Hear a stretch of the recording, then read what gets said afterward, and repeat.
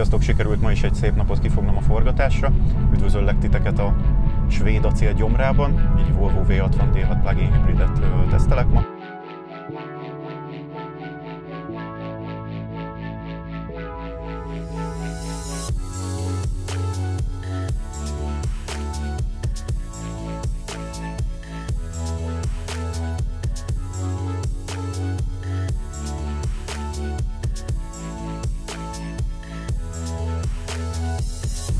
És ugye a legtöbben már tudjuk manapság, hogy mi az a plug-in hibrid autó, de aki nem, annak röviden, egy belső égésű motor, egy elektromos motor és egy akupak kombinációja tudja az autó hajtani magát, akár a belső égésű motorral, akár a villanymotorral, és annyiba különbözik a sima hibridtől, hogy nem csak a visszanyert energiából képes tölteni azt az akut, hanem külső áramforrásról is, tehát simán bedughatjuk a konnektorba, ezért plug-in, és töltögethetjük.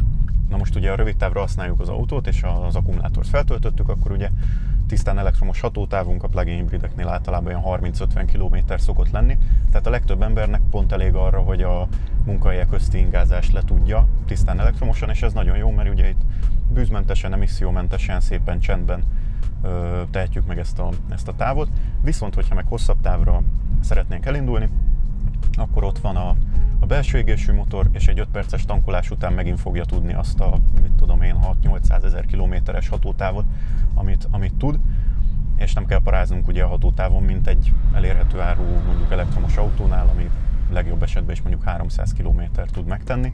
Pure üzemmódban csak a hátsó tengelyen lévő villanymotor hajtását kapjuk, 68 lóerő és 200 Nm, hóban driftelésre és városban normális közlekedésre untig elég. Így maximum 125-tel tudunk menni, de ilyen tempónál érdemesebb a save gombot benyomni, hogy maradjon töltés a városi poroszkálásra, sokkal nagyobb hasznát vesszük.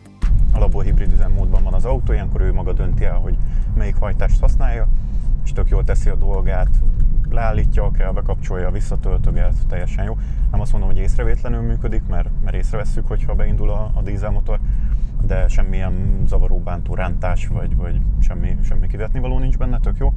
És ilyenkor ugye, hogyha ügyesek vagyunk, meg akarjuk, hogy ne kapcsoljon be egyáltalán, akkor tudunk itt játszani, van egy csík, amit mutat itt a kijelzőn, hogy ha meddig nyomjuk a gázt, ha afölé nem megyünk, akkor nem fog bekapcsolni. A villanyhajtást a Volvo a 2.4-es dupla turbós 5 hengeres dízelmotorjához párosította, ezzel megalkotva az első dízel plugint. Ez már egy 2015-ös facelift utáni autó, itt már a dízelmotor önmagában 220 lóerőt és 440 Nm tud. Nem jellemző a kokszosodás, alapvetően egy jó és megbízható motor. A járása kicsit rázósabb, mint egy 4 vagy 6 hengeresé, de zavarónak abszolút nem mondanám. Viszont fordulaton nyomva az 5 henger hangja előtör, és power üzemmódban, amikor minden hajtás dolgozik, akkor elég komoly 288 ló és 640 Nm van a lábunk alatt, így 5,9 alatt van százon.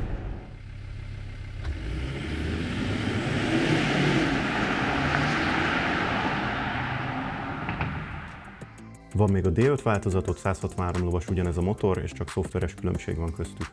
A váltó is egy jó, megbízható, klasszikus 6-sebességes automata a japán iSIM polcáról, csak a gyártó ajánlásával ellentétben olajat kell cserélni benne rendszeresen. Szóval tök jó ez a hajtáslánc, tök jó az ötlet, viszont semmi se tökéletes az életben, ahogy ez sem, úgyhogy lesznek itt is hátrányok, meg kompromisszumok. Szerintem az egyik legnagyobb az autó tömege, ugyanis 2 tonna majdnem. Ez már egy ilyen nagyobb ligát sejtett, ahhoz képest, hogy ugye ez egy középkategóriás méretű autó. Tényleg nagy limuzinok, Audi A8, meg már az SUV-k vannak ebbe a 2 tonnás ligába, úgyhogy ez egy negatívum, mert amikor ez nyilván ugye a fogyasztásra hatni fog, amikor tisztán elektromosan megyünk, a nagy nehéz dízelmotort cipeljük magunkkal, amikor meg gázolajjal megyünk, akkor a nagy nehéz akupakkot, meg az elektromos hajtást cipeljük magunkkal.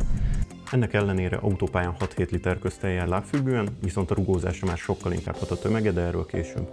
Körülbelül plusz 300 kilóval nehezebb, ugye egy hasonlóan felszerelt ugyanilyen V60-nál, mondjuk egy sima D5-ös dízelnél, úgyhogy van bőven többlet súlyunk, és a másik meg az, hogy ez egy sima platform, tehát nem kifejezetten plug-in hibridnek készült, ez egy sima S60, V60, nincs külön hely ugye az akupaknak, a 12 kWh-s akupaknak, úgyhogy ez a csomagtartó alatt kapott helyet, és bőven veszel belőle teret, tehát 310 liter maradt, körülbelül egy 200 litert elvesz a hasznos térből.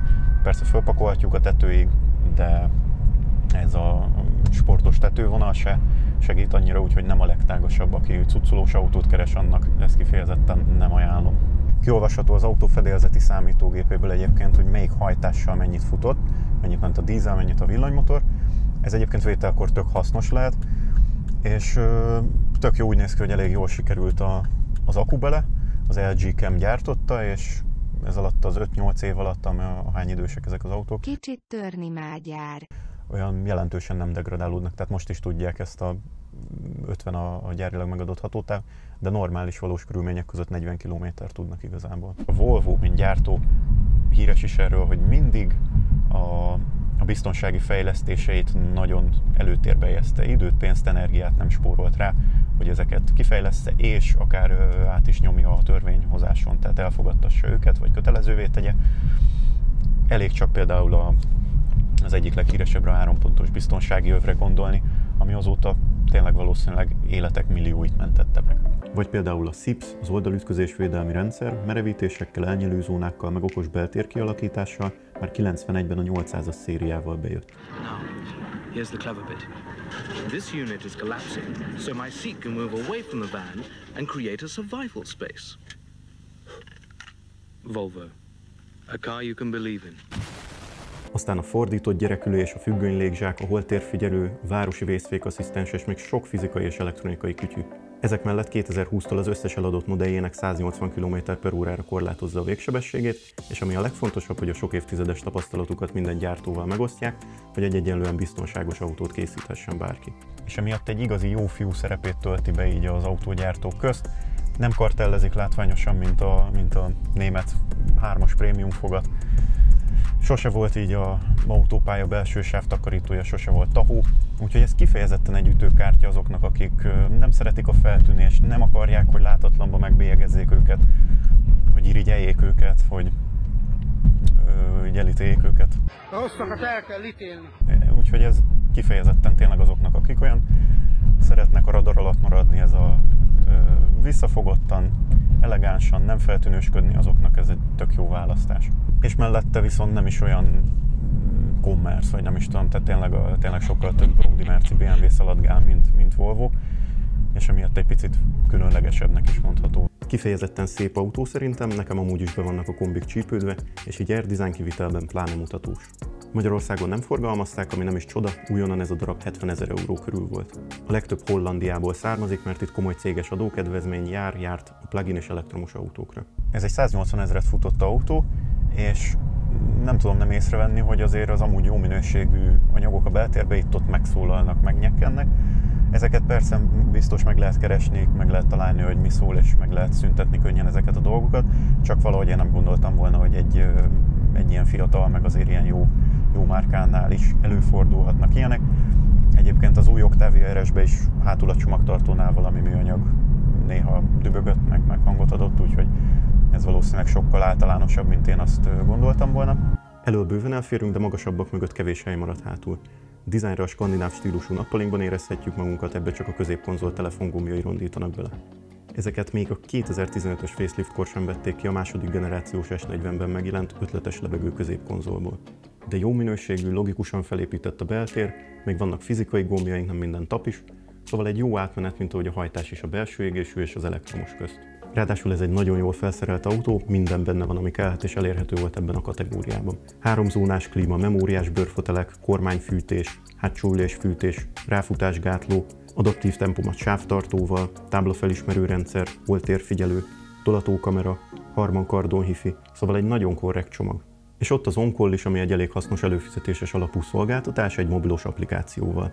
Ez többek között az autó állapotára vonatkozó információkat ad mobilneten keresztül, például, hogy hol van, hogy bezártad-e, mennyi a töltöttsége, de akár előfűtheted vagy hűtheted is az utasteret. Viszont azzal, hogy a 3G-t leállítják, az autó elveszti az SOS és OnCall funkcióit is, valószínűleg modult kell majd cserélni benne, de a Volvo hivatalosan egyelőre nem foglalkozik az üggyel. Egy annyira jó, ilyen kellemes beltere van az egésznek, és annyira jó létezni benne, amiből meg még egy negatívum, hogy ugyanúgy, mint az A6-nál, elvesz a futómű keménysége. 2 tonna az autó, persze, hogy kemény futómű kell alá, meg nem ezekre az utakra lett kitalálva, de szerintem egy picit puhább futóművel sokkal jobb lenne, és nem hiszem, hogy annyira sokkal rosszabb lenne az úttartása. Nekem ez egy picit így levesz ebből a tök jó, kényelmes utazóautós feelingjéből. és versenyezni se ezzel fogunk, hiába az 300 lóerő, meg sok-sok-sok newtonméter. 2 tonna az 2 tonna, lehet vele kanyarogni, de azért nem olyan élvezetes.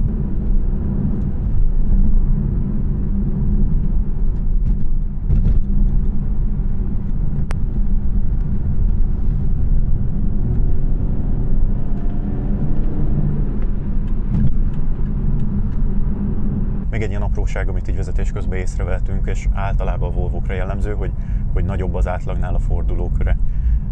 Ezt csak meg kell szokni, hogy rá kell érezni, hogy milyen helyekre, milyen szűken férünk be, vagy nem. Ez amikor megvan, akkor már teljesen jó magabiztosan fogjuk tudni használni. Az elején tud egy-két ilyen apró meglepetés érni minket. A motor, mint mondtam, megbízható. Egy dolog, hogy a generátor feszítőrendszerét kell drága gyári alkatrésszel cserélni 90 000-enként. A kormányművé teszik meg a magyar utak, és apró kis hibái lehetnek a kulcs nélküli nyitással, tolatókamerával, keréknyomás szenzorral, ezzel-azzal, minden egyéb típus hibája a pluginség hozománya. A legismertebb a klímagond, nem megfelelő gázzal töltik a rendszer gyárilag, ezért zabálja a kompresszorokat. Volvo plugin körökben mindenki a V-szervizt ajánlja, ha kíváncsiak vagytok a körülbelüli javítási árakra és a hibák előfordulásának gyakorisági sorrendjére, akkor állítsátok meg a videót most. Viszont jó hír, hogy nincsen hidegindítás jellegű probléma, ki van találva rendesen. Előfűti és nyomás alatt tartja az olajat, hogyha beröffen a dízel, ne essen bántódása. Gábor az autó tulajdonosa, akinek nagyon szépen köszönöm egyébként, hogy kölcsönadta a V60-ját, hogy kipróbáljam.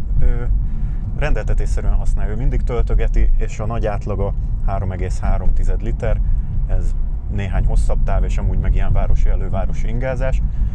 És ez egy nagyon jó adat még úgy is, hogyha hozzávesszük azt, hogy egy teli tank, egy teli akku töltés az 400 forint körülbelül, ugye egy kilowattóra az körülbelül 40 forint, az olyan 12, akkor olyan 400-450 forint még egy liter benzinár, mert ugye ebbe prémium dízel kell, tehát kb. Még egy liter, akkor mondjuk 4-4,5 liter, még az is egy iszonyat jó érték egy ilyen autótól, ami ilyen erős, meg ennyit tud, meg ilyen kényelmes.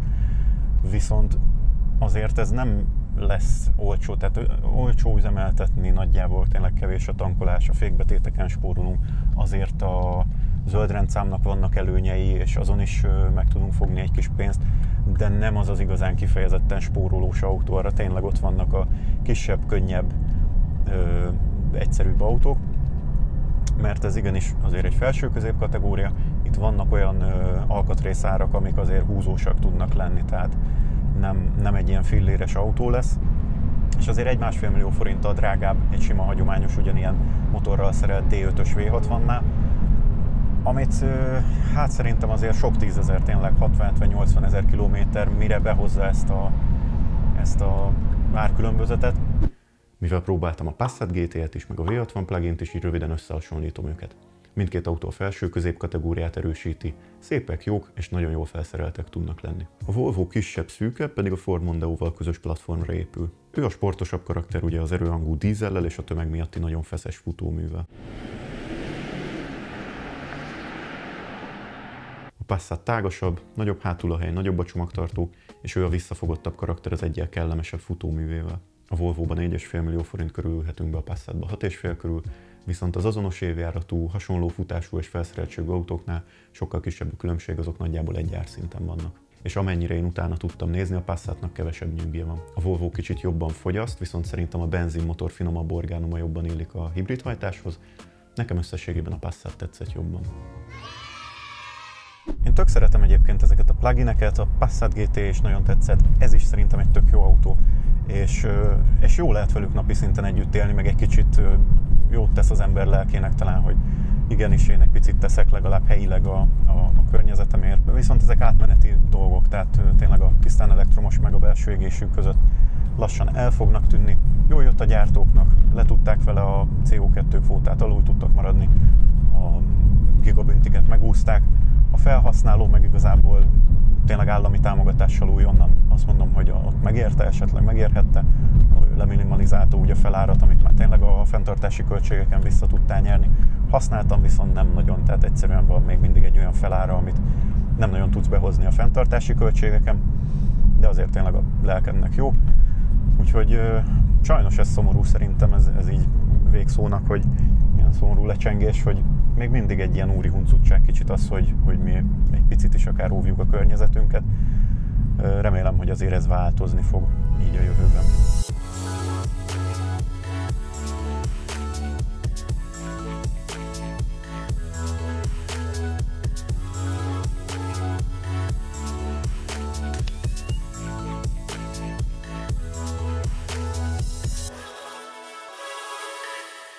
Köszi, hogy itt voltatok, remélem, hogy végignéztétek, hogy tetszett, hogyha úgy általában tetszik a tartalmam, akkor iratkozzatok fel nyugodtan. Hát várlak titeket igazából a következő videóban, ennyi volt, sziasztok!